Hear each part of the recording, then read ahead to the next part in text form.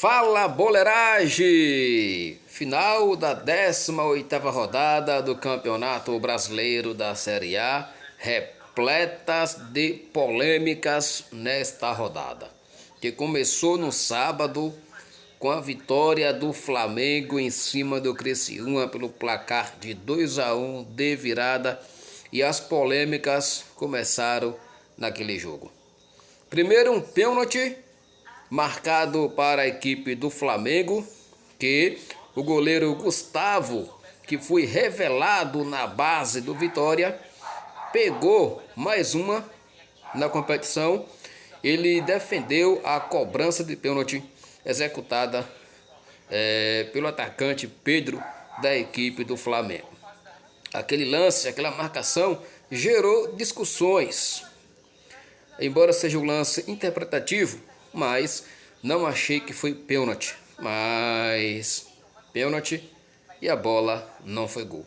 Mas o que tem realmente chamado a atenção, o lance das discussões, foi o lance que originou o segundo gol do Flamengo em um pênalti anotado e convertido por Gabriel Barbosa, o popular Gabigol.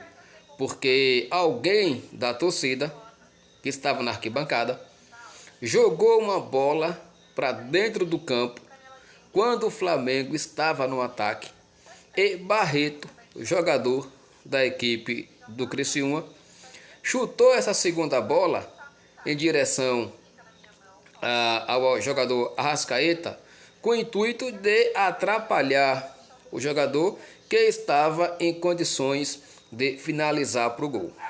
O juiz marcou o pênalti, e aí é o que está a confusão. Bom, o pênalti foi bem marcado. Aí se discute o porquê que o árbitro não parou a jogada antes para que aquela segunda bola fosse retirada de campo. Fato é, errou o jogador da equipe do Criciúma, que tentou tirar vantagem.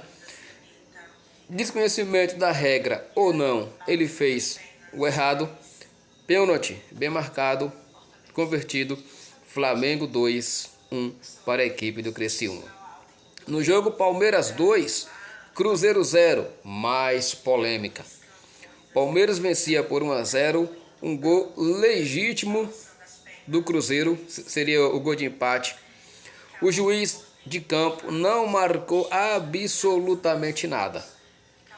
Aí vem o VAR, entra em ação, procurando pelo em ovos, acha um contato que, no entendimento de quem estava no VAR, um contato faltoso. O árbitro de campo, que não tinha marcado nada, segue a orientação do VAR e anula o gol do Cruzeiro. Placar final: Palmeiras 2 fez um gol na segunda etapa e 0 para a equipe do Cruzeiro. Palmeiras 2, Cruzeiro 0. O Botafogo venceu o Inter pelo placar de 1-0, segue líder do campeonato com 39 pontos. O Palmeiras segue no encalço com 36 pontos e o Flamengo aparece na terceira posição com 34 pontos. Lembrando que o Flamengo tem um jogo a menos. A surpresa do G4 é o Fortaleza, que venceu no domingo a equipe do Atlético Goianiense por 3-1 e aparece na quarta posição com 32 pontos. O São Paulo, que empatou com o Juventude em 0-0, é o quinto colocado com 31 pontos. O Corinthians venceu o Bahia caiu para a sexta posição com 30 pontos.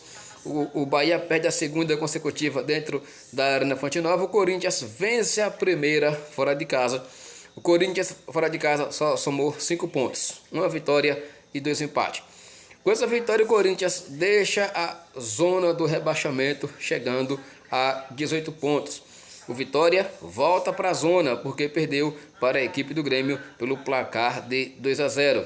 O Grêmio é o próximo adversário do Corinthians na quinta-feira, no encerramento do primeiro turno do campeonato. Lembrando que o Grêmio tem 4 jogos a realizar, então só fez 14.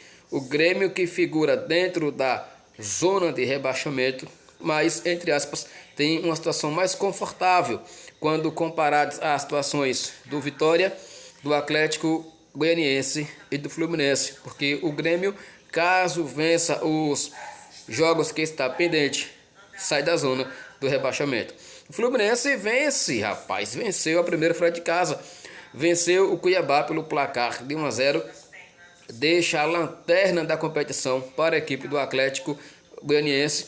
Ambas as equipes têm 11 pontos, mas o Fluminense tem um saldo de gol negativo melhor do que a equipe de Goiás, o Atlético Goianiense.